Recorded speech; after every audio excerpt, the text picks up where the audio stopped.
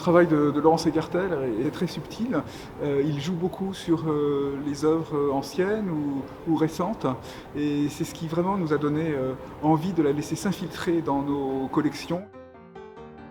Ici mieux qu'en face est une œuvre qui a préexisté à l'exposition. Il y a plusieurs cafés, notamment un en face de la prison de Fresnes, qui s'appelle, semble-t-il, de cette manière. Et en même temps, ce nom de bistrot est métamorphosé dans tout un décor inspiré d'un miroir du XVIIe siècle que Laurence avait pu voir dans un musée à Amsterdam. C'est intéressant, cette rencontre à la fois entre une église-musée, un musée de beaux-arts, un bistrot en face d'une prison. Est-ce qu'on est mieux ici qu'en face, c'est-à-dire ici dans le réel, en face, dans l'illusion du réel? Donc on cherche toutes ces échappatoires, mais je pense qu'on passe nos vies à faire des bonds entre ici et en face et à se poser cette question sans se rendre compte.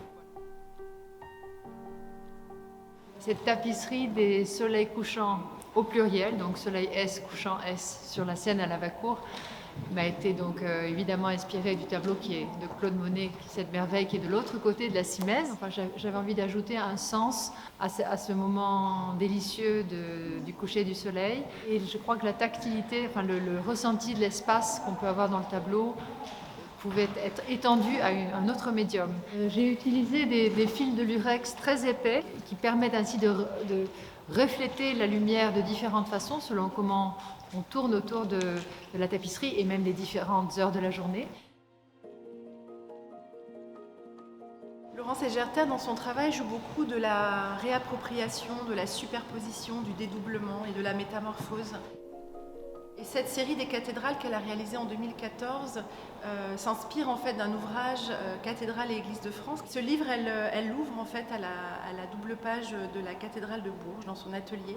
À ce moment-là, le soleil pénètre l'atelier et pendant 2 heures, toutes les minutes, elle va photographier l'ombre portée du soleil à travers les fenêtres de l'atelier sur la double page du livre. Et elle en saisit le passage du temps jusqu'à l'obscurcissement progressif de la page.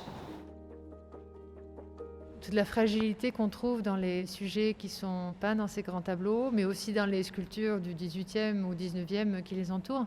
C'est par là que le musée m'a le plus marqué. Il y a quelques sculptures en marbre qui présentent des scènes très dures, dans laquelle le personnage est dans une situation d'abandon qui le rend vulnérable. J'ai choisi pour 3 de ces sculptures de marbre de les envelopper d'un tissu. J'ai tissé les manteaux de protection de façon très lâche, de façon à ce que l'œuvre respire, mais qu'elle soit enveloppée d'un voile qui, quelque part, peut lui donner force, courage, espoir.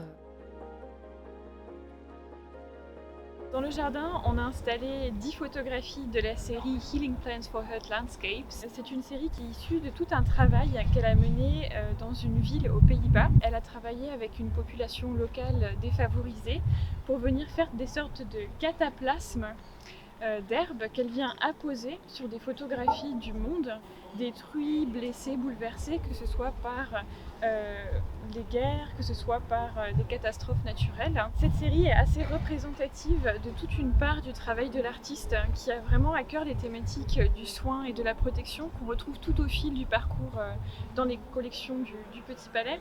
Le soin vaut à plusieurs égards. Il y a le soin qu'elle vient apporter aux œuvres, le soin qu'elle vient apporter aux êtres humains qui participent à ces projets et qui, à travers ces rituels thérapeutiques, se soignent un peu eux-mêmes, et le soin aussi qu'elle prodigue en fait au monde de manière générale à travers ces photographies.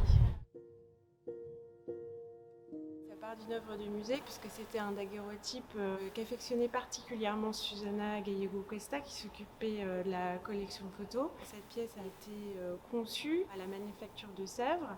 Apparemment c'est l'une des pièces qui a nécessité un temps de cuisson un des plus longs de toute l'histoire de la manufacture. Donc, ce qu'il y a de magique avec cette pièce, c'est qu'effectivement elle interagit avec la lumière. Comme la porcelaine est très très fine, elle fait que 6 mm, donc c'est les rayons de lumière qui passent derrière la plaque qui permettent de révéler véritablement le motif et le modelé en fait de la petite fille qui dort. Il y a même presque un jeu de noir et blanc comme la photo initialement entre les zones d'ombre et les zones de lumière. La question de l'instant ne se pose pas vraiment pour elle, parce qu'il n'y a pas vraiment de prise de vue, mais je trouve assez remarquable la manière dont elle déplace cette question de l'instant décisif du côté du spectateur. Voilà. Et finalement, ce n'est pas à elle, mais c'est au spectateur d'être là au bon moment pour avoir la chance de percevoir cette image latente. Ce qui m'a marqué dans ce travail, c'était sa capacité à créer des liens en fait, avec la photographie. Le sujet même, au départ, elle est partie d'une archive web trouvée sur une archive de photographie anonyme. Et puis ce rapport à la photographie, en fait, elle le mène en allant chercher dans les techniques de tapisserie ce qui permet d'interagir avec d'autres marqueurs de la photographie, comme la question de la lumière. Elle utilise beaucoup de fils métalliques qui vont refléter la lumière de la journée. Et on voit bien comment dans cet espace qui reçoit magnifiquement le soleil, il y a des variations de lumière naturelle assez magnifiques. Et puis il y a quelque chose de plus caché qu'à cette heure-là on n'aperçoit pas, c'est qu'en fait elle a fait tisser les corps, et uniquement les corps des nageurs, avec des fils phosphorescents. Et donc qui se chargent en énergie le jour et se révèlent simplement la nuit. Donc c'est en fait cette image latente, tapie à l'intérieur même des tapisseries, qui fait aussi l'intérêt de ces œuvres.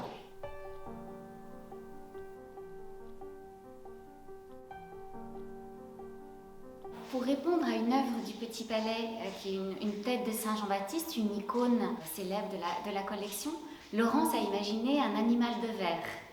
Un animal de verre auquel elle a donné le nom de Salomé. Elle imagine cet animal aquatique un peu comme une méduse. Et ces deux formes, la forme de cette tête de Saint Jean-Baptiste sur le tableau et cette sculpture de verre s'harmonisent parfaitement. Elle m'a beaucoup touchée, je pense, parce qu'elle est à la fois extrêmement sereine, étrangement sereine et forcément très cruelle. Justement, comment la cruauté peut s'effacer devant l'esthétique, ça c'est quelque chose qui m'a habité, disons, comme questionnement. L'artiste a été particulièrement sensible aux salles du Petit Palais qui présentent de l'art hollandais, puisqu'elle vit et travaille elle-même aux Pays-Bas depuis de longues années. Elle a retenu des peintures qu'elle a soumises à un groupe de jeunes adultes atteints de troubles psychotiques avec lequel elle a travaillé aux Pays-Bas pour leur proposer de venir apposer sur ces reproductions différents matériaux. Ce qui l'a particulièrement intéressée dans cette peinture d'Ellinga, c'est les jeux de lumière, de faisceaux, de reflets, d'ombres qui viennent se créer et parsemer la toile. Elle est venue amplifier ces effets qui peuvent sembler contradictoires en apposant sur la surface de l'œuvre des languettes de métal. Je crois qu'il y a plusieurs approches, il y a plusieurs façons de jouer avec les chefs-d'œuvre du passé. On apprend tant de nos ancêtres. Il serait triste de ne pas regarder en arrière pour pouvoir mieux regarder en avant. C'est une des œuvres vraiment qui reflète le mieux la démarche très fine de l'artiste vis-à-vis des collections du Petit Palais. Là, en l'occurrence, elle s'est intéressée à la tenture des 4 parties du monde, l'Afrique, l'Asie, l'Europe et l'Amérique.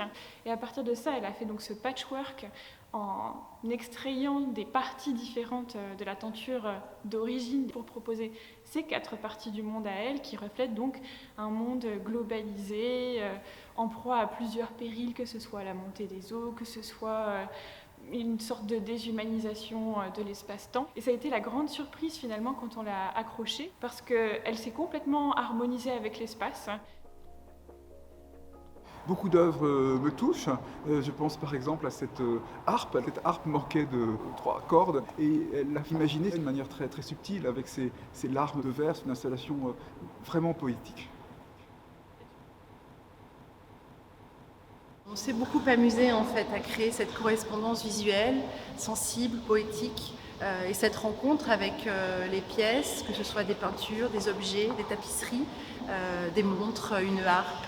Cette correspondance nous permet aussi, nous en tant que visiteurs, de redécouvrir à mon avis des pièces du Petit Palais et de le réinventer complètement.